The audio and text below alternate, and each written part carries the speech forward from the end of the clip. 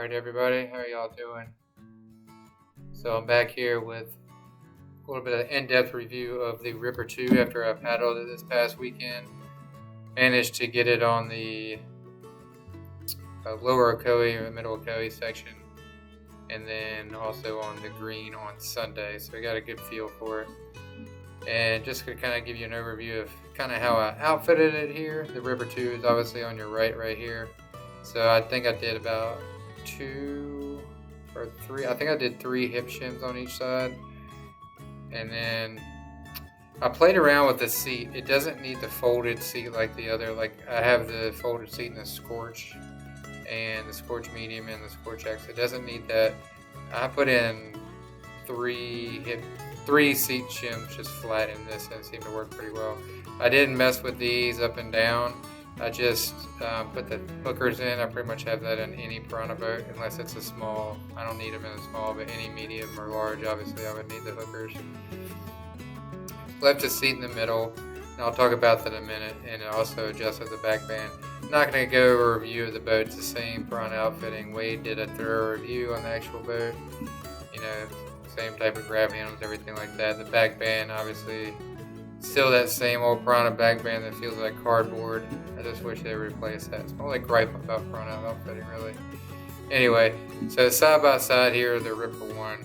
And so just some things while paddling it, and I'll look up my YouTube video in a second here.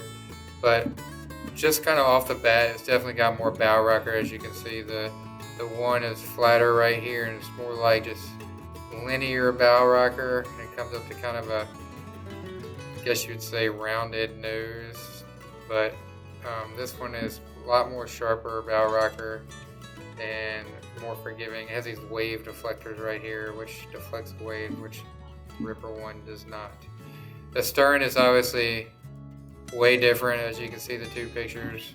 You know, the stern cuts down right here and comes back up, where the Ripper 1 mainly has that flat stern, as you can see here, which again affects performance, that I'll talk about in a second. Just looking at the different stats real quick. Well, the other thing I'll say before I move on to is this area right here is less comfortable in the 2, I will say. Even though it looks like you have more space right here in the pictures, this actually comes down pretty flat. It kind of reminds me of the Antics one, where your knee position is kind of flat right there, and it does hurt after a while. Where this one is so narrow, your knees just kind of came up high, and it didn't have that feeling of that. Anyway, just something to note there. Alright, so just looking at the tech specs, I think they're very similar, honestly. So yeah, the medium 1 is 9, medium 2 is 811. You got the main difference here is the width. You got an inch less width on the medium on the Ripper 1. The Ripper 2 is 25.5, Ripper 1 24.5. Still requires an extra large cockpit size, at least in the medium. Let's see here. They're both 62 gallons. And you can kind of see where the gallon goes. It's a little longer, obviously, but the gallons go from the tail to the bow, from the 1 to the 2, really. Both supposedly weigh the same, and in weight range is fairly the same, 143 to 198 on the 1, and 145 to 210 on the 2.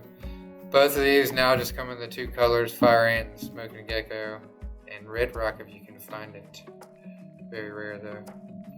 Alright, so let's get into the paddle, and I'll just kind of show you some of my YouTube clip here. I'm sure most of y'all have seen the video, but let's kind of break it down a little bit if I can find it. There we go. Alright, so this is the green video.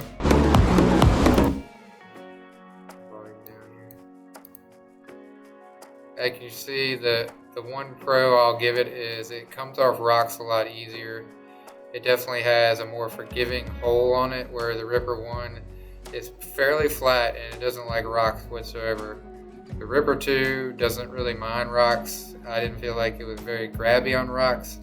It floated pretty well, as you can see here. When you came over holes and stuff, the bow was pretty dry. It didn't really sink in at all. It skips pretty well. Here's me coming off boofers. You can see it just bounces off the rocks nice and easy. No big deal there.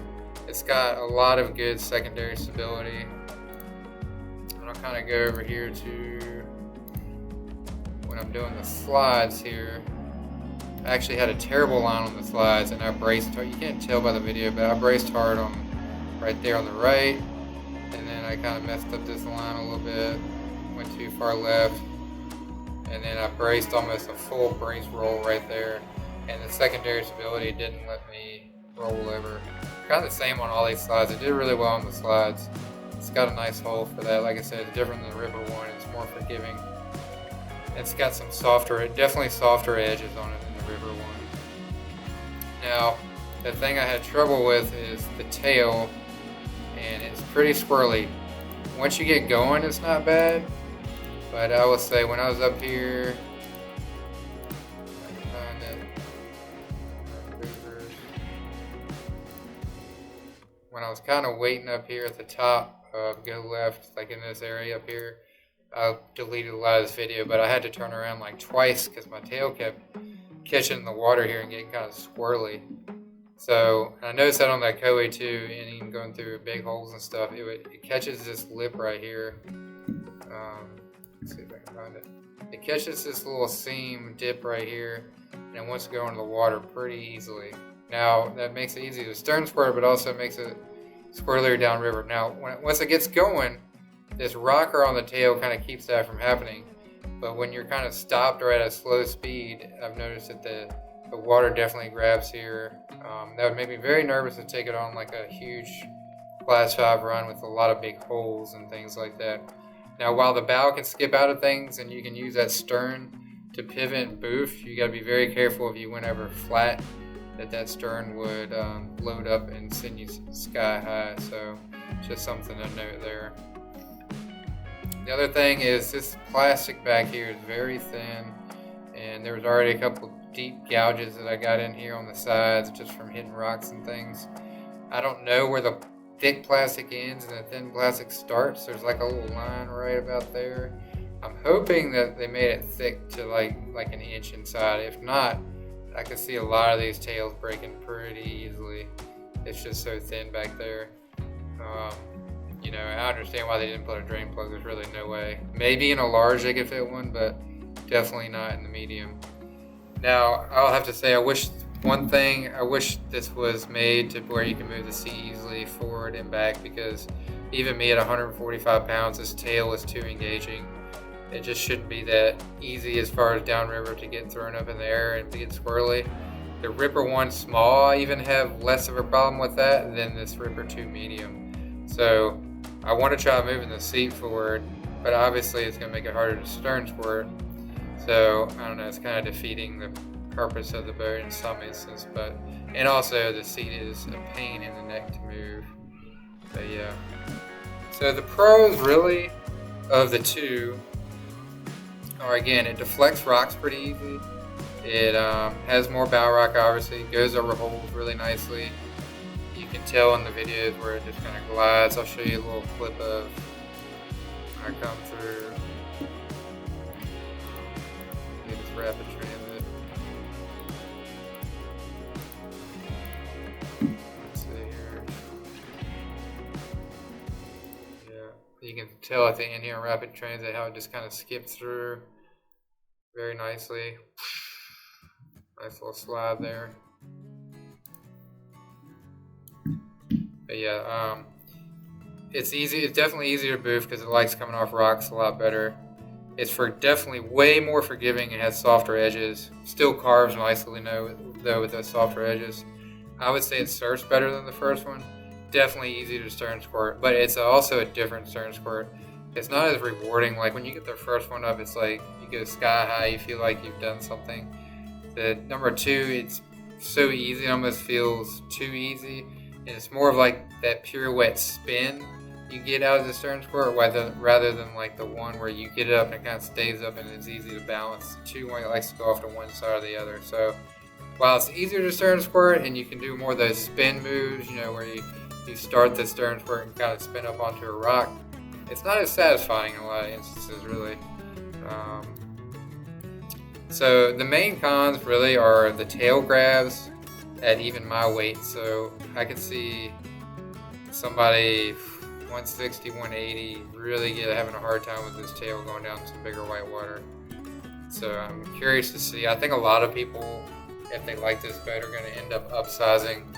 I think I could even paddle a large and stern squirt it pretty easy, but then get a lot better river running ability out of it. I can't even imagine the small. It's going to be insanely easy to stern squirt and really spicy downriver. So we'll see how it happens. That one probably won't come out till like next year. But yeah. It does do well once it gets up to speed, but it's much slower than the Ripper 1 overall. I would say coming out of eddies, it's slower for sure, which is my main gripe about it. And then it's just not near as fast or nimble as what you'd expect from the Ripper 1 by any means. But on the other hand, it's kind of a trade-off because you get that ability to kind of lazily paddle down river if you want to, pick your lines a little better. You don't have to drive it all day long. Really, you want to drive to kind of keep the tail not engaged, but other than that, it doesn't like get offline or go crazy if you're not paddling it aggressively, which again, it's a more of a I guess you could say it's more geared towards intermediate paddlers, where the Ripper 1's definitely more of an advanced paddler, but at least in my opinion. So my overall thoughts really on it, I would say they're really two different boats. I'm not bashing the Ripper 2, but if you're coming from a Ripper 1 and you like that speed and agility and nimbleness and how narrow it is and stuff like that and fun downriver, that is not the Ripper 2 at all. Now, while the Ripper 2 is fun downriver in the sense that you can stern squirt easier and pure weight on that stern and come off boofs and stuff, that's a different kind of fun of this Ripper 1, where it's more of a fun just downriver gun and blaze and catch eddies, carve, all that kind of stuff. Now, this could still do that. It's just not near as fun, not near as fast, and honestly, in that respect, not near as fun of a boat. So I wish they really would have named these two different boats. I wish, they should have kept the Ripper and named them something else.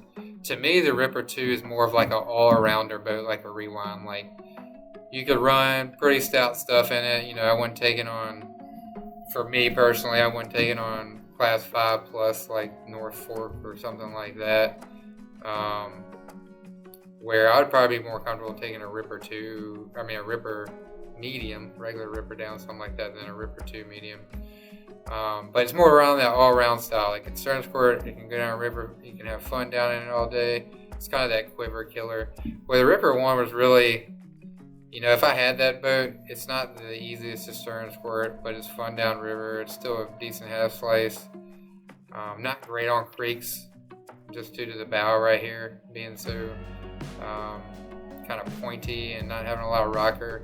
So it's kind of more of a select boat, I would say the Ripper 1 is. And the 2, you could take it on pretty much everything.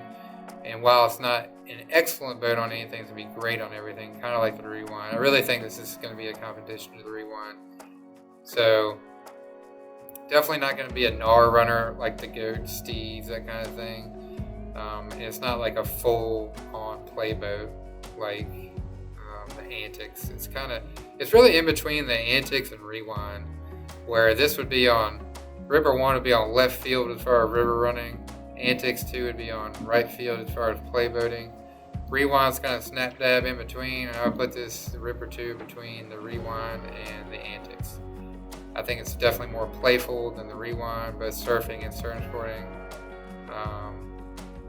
And pretty decent downriver, but again, the tail really kills it downriver. So it's a give and take there. So if it was me and I had money, I would keep the Ripper 1 because it's still an awesome boat, and I would pick you up a Ripper 2 if you're a Piranha fan. Now, if you got a Rewind, make sure you demo boats, because it just depends on which one you might like better.